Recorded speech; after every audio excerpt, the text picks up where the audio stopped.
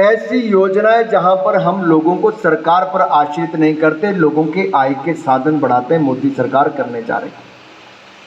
मेरे भाई और बहनों, एक छोटा सा आंकड़ा मुझे आप सबके सामने रखना है। दुनिया की 10वें नंबर की अर्थव्यवस्था थी, मोदी सरकार ने दिन रात एक करके काम किया।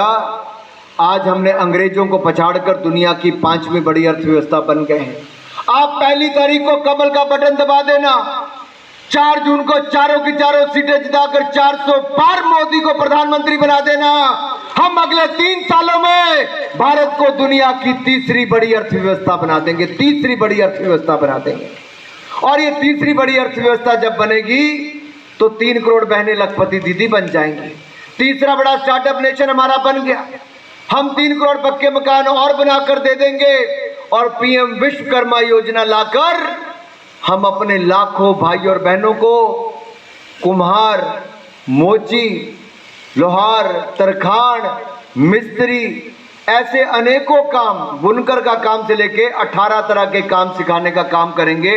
कोई एक क्षेत्र में अगर आप काम सीखना चाहें, आपको मुफ्त में प्रशिक्षण मिलेगा। 500 रुपये दिहाड़ी मिलेगी जब प्रशिक्षण मिल रहा होगा, 15,000 रुपये की किट मिलेगी और 3 लाख रुपया बगैर किसी गारंटी के मोदी सरकार देगी ताकि आप अपना काम धंधा व्यापार शुरू कर सकें। इस योजना का नाम है पीएम विश्वकर्मा योजना। जहां 1 करोड़ बहनें लखपति दीदी तो बन गई, अब 1 करोड़ पीएम सूर्य घर बनेंगे। आप अपने घरों पर रूफ टॉप सोलर लगवाने की शुरुआत कर लो मेरे भाइयों। 3 किलोवाट का अगर आप सोलर प्लांट लगाते हैं और अगर 10 लाख रुपया खर्चा आता है, आज एक सामान्य परिवार की महिला देश की राष्ट्रपति बनी तो कांग्रेस के पेट में दर्द हो गया। रामनाथ कोविंद जी गरीब परिवार से आने वाले, एससी समाज से आने वाले देश के राष्ट्रपति बने तो उनके पेट में दर्द हो गया।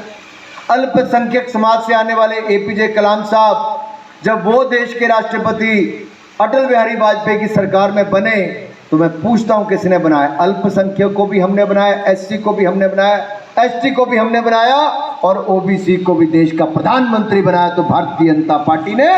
मात्र 11.5% बजट होता था अनुसूचित जाति के लिए, प्रेम कुमार धूमल जी ने 11.8% से बढ़ाकर 25% से ज्यादा बजट अनुसूचित जाति के लिए किया तो प्रेम कुमार धूमल जी ने किया था, भारतीय जनता पार्टी की सरकार ने किया।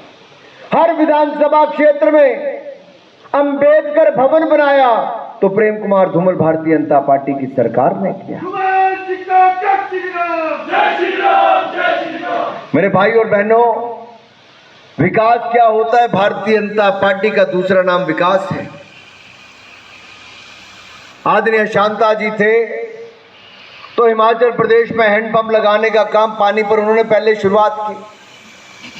धूमल जी की सरकार आई तो गांव-गांव में सड़कें बनाने का काम और पन बिजली परियोजनाओं से आत्मनिर्भर हिमाचल प्रदेश करने का काम किया।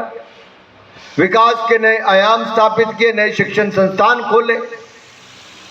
जयराम जी की सरकार आई तो गरीबों के कल्याण के लिए भरपूर काम किया।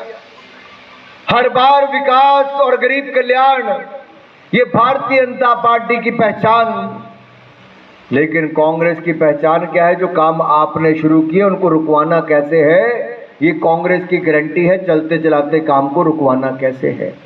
जितने काम चले थे उनको रुकवा दिया, जितने मंजूर हुए थे उनको पैसा नहीं दिया।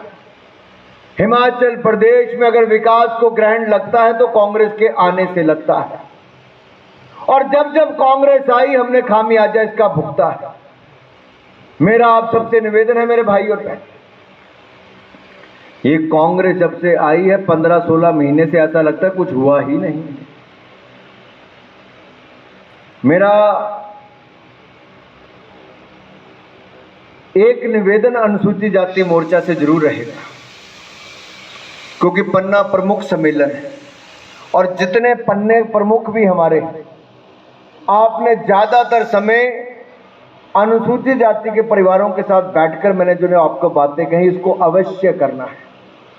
संविधान को सम्मान दिया तो नरेंद्र मोदी जी ने, संविधान निर्माता को सम्मान दिया तो नरेंद्र मोदी जी ने, भारतीय जनता पार्टी ने, और संविधान के माध्यम से अगर भारत को एकजुट करने का काम भी किया, धारा 370-35A हटाकर जम्मू कश्मीर में भी तिरंगे झंडे को मान सम्मान दिया, तो नरेंद्र मोदी की सरकार ने।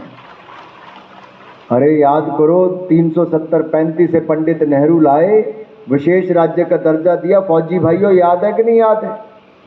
किस तरह से पथराव होता था, गोली चलती थी, कितने शहीद हो गए। 45,000 लोगों की जानें गई, 45,000 लोगों की जानें गई। ये पंजा खूनी पंजा है, क्योंकि पंडित नेहरू ने 370-35 लगाया था। आम नागरिकों की जान गई, फौजियों की जान गई, पथराव में गई, गोली में गई। अलगाववाद, आतंकवाद को बढ़ावा मिला, पथरावबाजी को बढ़ावा मिला। लेकिन जब से नरेंद्र मोदी की सरकार आई, उसको हटाया गया। 81% कमी आई है नागरिकों की हत्या में, 50% कमी आई है आतंकवाद की गोली से मरने वाले हमारे फौजी भाइयों में। पथरावबाजी पूरी तरह से बंद हो गई। हमारे जम्मू कश्मीर में 2 करोड़ से ज्यादा टूरिस्ट आए हैं पिछले साल, जो अपने आप में रिकॉर्ड है। यह भारतीय जनता पार्टी के विकास की पहचान है। मेरे साथियों, यही नहीं, अगर मैं आम जनमानस की बात करूं, जहां पर सब बैठे हैं, कांग्रेस के जमाने में कितना पैसा मिलता था? 55,000 SC ST OBC का काटकर इन्होंने दिया है, तो मुसलमानों को दिया है। अरे कितनी तुष्टीकरण की राजनीति करोगे? मोदी जी ने कहा है, जब तक मैं हूं, धर्म के नाम पर कोई भी आरक्षण नहीं मिलेगा। ये भारतीय जनता पार्टी ने स्पष्ट कर दिया है। और जब हमारी सरकार वापस बनेगी, तो अनुसूचित जाति, जनजाति और पिछड़ा वर्ग का हक उनको वापस दिलाने का काम भारतीय जनता पार्टी करेगी, विश्वास आपको दिलाता हूं। कांग्रेस कहती है भारतीय जनता पार्टी आएगी तो लोकतंत्र खत्म हो जाएगा। अरे मेरे भाई और बहनों, साथ लगते पंजाब में 1.5 साल से 2 साल लगभग सरकार को बनने होने आ गए। 2 साल से वहां की सरकार ने मेयर के चुनाव नहीं करवाए, काउंसलर के चुनाव नहीं करवाए। अगर लोकतंत्र की हत्या होती तो साथ लगते प्रदेश में देख लो। लोकतंत्र की हत्या हुई तो इंदिरा गांधी जी ने इमरजेंसी लगाई। वो थी लोकतंत्र की हत्या की मीडिया के लोगों को जेल में डाल दिया था, विपक्ष के नेताओं को जेल में डाल दिया था। आम जनमानस को याद होगा, नसबंदी करने का काम यह इंदिरा गांधी और संजय गांधी के समय तब हुआ था। यह थी इमरजेंसी, यह थी लोकतंत्र की हत्या। और अगर ये कहते हैं मोदी आएगा संविधान खत्म हो जाएगा, तो मैं इनको याद कराना चाहता हूं कि संविधान बनाने वाले की हत्या भी किसी ने की थी। उसको कुचलने का काम राजनीतिक तौर पर किसी ने किया था, तो कांग्रेस पार्टी ने किया, पंडित नेहरू ने किया, इंदिरा गांधी ने किया। पंडित नेहरू जी और इंदिरा गांधी जी को जवाब देना होगा।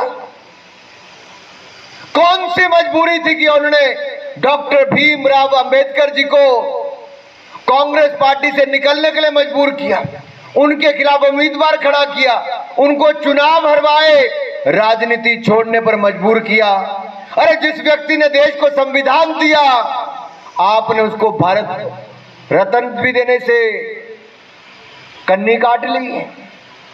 ये तो भला हो वीपी सिंह जी की सरकार आई, तब जाकर डॉक्टर भीमराव अंबेडकर जी को भारतीय जनता पार्टी ने उस समय समर्थन किया, जनता पार्टी ने, तब जाकर उनको समर्थन मिला और डॉक्टर भीमराव अंबेडकर को भारत रत्न का अवार्ड दिया गया। फिर मोदी सरकार बनी।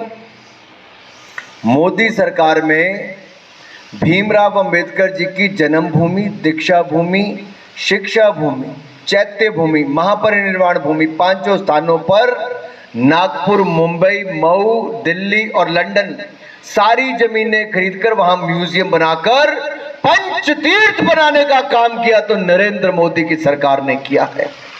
मोदी जी देश के प्रधानमंत्री बने तो पहला शीश झुकाया, संसद की पहली सीढ़ी पर झुकाया, और दूसरा शीश अंदर जाकर फिर झुकाया तो बाबा साहब अंबेडकर के संविधान के आगे मोदी जी ने झुकाया। ये मान सम्मान मोदी जी ने दिया। और संविधान दिवस 26 नवंबर को मनाने का काम ये नरेंद्र मोदी जी ने किया। हर साल कर रहे हैं। बाबा साहब अंबेडकर की जयंती पर हम राष्ट्रीय अवकाश घोषित किया। पूरे प्रदेश ऐसे उनको दिखता नहीं है, शायद विकास की चकाचौंध इतनी है कि उनको कुछ नजर नहीं आ रहा। जिन्होंने 60 साल सरकार चला के कुछ नहीं किया, उनको मोदी सरकार का काम कहां से दिखेगा। लेकिन मैं आप सबके सामने जरूर बताना चाहता हूं, 2014 में जब हम आए थे, देश में 74 एयरपोर्ट थे, आज 150 एयरपोर्ट कर दिए, 10 साल में दुगने कर दिए। 96,000 किलोमीटर नेशनल हाईवे थे, आज 1.5 लाख किलोमीटर से ज्यादा कर दिए। उस समय गिनी चुनी सड़कें 11-12 किलोमीटर नेशनल हाईवे की बनती थी, आज 37 किलोमीटर प्रतिदिन बनती है। आज 91 किलोमीटर ग्रामीण सड़कें बनती हैं। एक दिन में 3,20,000 किलोमीटर ग्रामीण सड़कें थी, आज 7,06,000 किलोमीटर ग्रामीण सड़कें दुगनी से ज्यादा हो गई। एक भी वंदे भारत नहीं थी, आज 41 वंदे भारत हैं, जिनमें से चौथी वंदे भारत मेरे हिमाचल प्रदेश के ऊना से मोदी जी ने चलाई है। यही नहीं, पूरे देश में हमने 31,000 किलोमीटर नई रेलवे लाइन बना दी, जितनी पूरी जर्मनी के पूरे देश की हमने उतनी 5-6 साल में बना दी, और अगले 5 साल में भी 30,000 किलोमीटर और बनाएंगे। हम एक साल में 5,000 किलोमीटर से ज्यादा रेलवे लाइन बनाते हैं, जो पूरी स्विट्जरलैंड से ज्यादा है। मेरे भाई और बहनों, यही नहीं, हमारे यहाँ पर 16 IIT थे जो बढ़कर 23 हो गए। हमारे यहाँ पर 13 IIM थे जो बढ़कर 21 हो गए। हमारे यहाँ पर 7 एम्स थे जो बढ़कर कितने हो गए, वो भी 23 हो गए। हमारे यहाँ पर IIIT 9 थे जो बढ़कर 25 हो गए, लगभग 3 गुना ज्यादा हो गए। IIM सिरमौर में दे दिया, IIT मंडी में दे दिया, IIIT ऊना में दे दिया, सेंट्रल यूनिवर्सिटी देरा में हमने बना दी, हाइड्रो इंजीनियरिंग कॉलेज हमने बिलासपुर में बना दिया, NIT हमीरपुर में, टेक्निकल यूनिवर्सिटी हमीरपुर में, करियर पॉइंट यूनिवर्सिटी हमीरपुर में। तो एम्स अस्पताल 1762 करोड़ रुपए का हमने बिलासपुर में बनाया। लगभग 400 करोड़ रुपए का मेडिकल कॉलेज हमने हमीरपुर में बना दिया। एक नहीं, 2-2 मेडिकल कॉलेज बिलासपुर हमीरपुर में दे दिए। हमने यहाँ पर नर्सिंग कॉलेज दे दिए, जच्चा बच्चा अस्पताल दे दिए, 6 नए केंद्रीय विद्यालय दे दिए, हजारों करोड़ रुपए की ग्रामीण सड़कें दे दी। प्रधानमंत्री ग्रामीण सड़क योजना में हमने कीरतपुर से लेके बिलासपुर, मंडी, मनाली ले लगभग 10,000 करोड़ रुपए की हमने मनाली तक की ये सड़क बनाकर तैयार कर दी। और अब हमीरपुर से धर्मशाला, नूरपुर, पठानकोट 4 लेन हाईवे ये बना रहे हैं, और हमीरपुर से बिलासपुर शिमला 4 लेन हाईवे बना रहे हैं। आपके 4 घंटे शिमला जाने में लगते हैं, अगले 1.5 साल के बाद मात्र 2 घंटों में शिमला पहुंच जाओगे, 2 घंटों में पठानकोट पहुंच जाओगे, 2 घंटों में। अगर विश्वास ना होता हो तो एक बार वाया बघेड़, घुमारवीं बघेड़ होते चंडीगढ़ जाओ। पहले हमीरपुर से 5.25 घंटे लगते थे, आज 2 घंटे 50 मिनट लगते हैं। आधा टाइम था, पैसा आधा ही देते थे। अरे मेरे भाई, इंदिरा जी का नाम इस्तेमाल करना तो पैसा तो पूरे देते कि घर बन जाता, वो भी आधे अधूरे दिल से दिया, बस नाम स्कीम पे देना था। लेकिन जब से प्रधानमंत्री आवास योजना आई, नरेंद्र मोदी जी की सरकार आई, हमने 1.5 लाख से लेके 1,70,000 रुपया दिया, शौचालय बनाने के लिए अलग पैसा दिया, 4 करोड़ पक्के मकान बनाकर दे दिए हैं। अगले 5 सालों में 3 करोड़ पक्के मकान और बनाने का संकल्प ले लिया है मेरे भाई और बहनों। हमने 12 करोड़ शौचालय बनाकर दे दिए, 17 करोड़ बहनों को रसोई गैस का सिलेंडर मिला, जिसमें से 10 करोड़ उज्ज्वला गैस सिलेंडर योजना में आपको मुफ्त में गैस सिलेंडर, मुफ्त में चूल्हा भी मिला, और 1100 रुपए का सिलेंडर आज 503 रुपए में मिलता है। और प्रदेश में जयराम जी की सरकार बनी तो मुख्यमंत्री गृहिणी योजना में भी मुफ्त में सिलेंडर और चूल्हा मिला। हमने यही नहीं, आपको गांव-गांव बिजली, घर-घर बिजली देने का काम किया, LED के बल्ब भी दिए, मुफ्त में इलाज 60 करोड़ लोगों को 5 लाख रुपए का आयुष्मान भारत में दिया। अब 70 साल वालों को 5 लाख रुपए का इलाज अगले 5 साल 5-5 लाख का इलाज मुफ्त में मिलेगा आयुष्मान भारत में। जाओ घर घर, आजकल आयुष्मान भारत के कार्ड बनने 70 साल से वाले जितने भी हैं, 70 साल से ज्यादा वाले, आप अपने पन्ने पर 36 लोगों में जितने ऐसे लोग हैं, आप उनको गारंटी दे दो मोदी की कि आपको 5 लाख का इलाज बिल्कुल मुफ्त मिलेगा। भाई और बहनों, देश में कोई सरकार नहीं कर पाई थी, आपकी मोदी की सरकार करने वाली है, आप विश्वास दिला दीजिए सबको। गरीब के लिए सबसे बड़ी चुनौती होती है 2 वक्त की रोटी खाना। अरे 2 वक्त क्या, अब तो 3-3 वक्त का अनाज देने का काम मोदी सरकार ने किया। जब पिछले कई सालों में मुफ्त इलाज के साथ मुफ्त अनाज 80 करोड़ लोगों को दिया है, अगले 5 साल भी 12 लाख करोड़ रुपया खर्च करके 5-5 किलो अनाज बिल्कुल मुफ्त मिलेगा। इस बात की भी आप गारंटी दे दीजिए घर घर जाकर। जब आप अपने पन्ने पर जाएंगे तो देखिए उस घर को क्या लाभ मिला है। उनको पूछिए, क्या उज्ज्वला गैस सिलेंडर में चूल्हा मिला, मुफ्त अनाज मिला, मुफ्त इलाज मिला, आपको मुफ्त में वैक्सीन मिली, आपको मोदी सरकार की अन्य योजनाओं का, विधवा पेंशन से लेके अन्य योजनाओं का लाभ मिला, कि आपको स्कॉलरशिप योजना का लाभ मिला। अरे मेरे भाई और बहनों, ये सब किसी ने करके दिया है तो नरेंद्र मोदी की सरकार में गारंटी से ये हुआ है। आप कल्पना कीजिए, जो रेडी पटरी वाले हमारे भाई बहन हैं, जिनके पास 10,000 रुपया भी मुश्किल से होता है कि कहीं ना कहीं से लेकर रेडी लगानी पड़ती है, उनको मोदी जी ने अपनी गारंटी पर देश के 80 लाख रेडी पटरी वालों को 10-10 हजार रुपया दिया।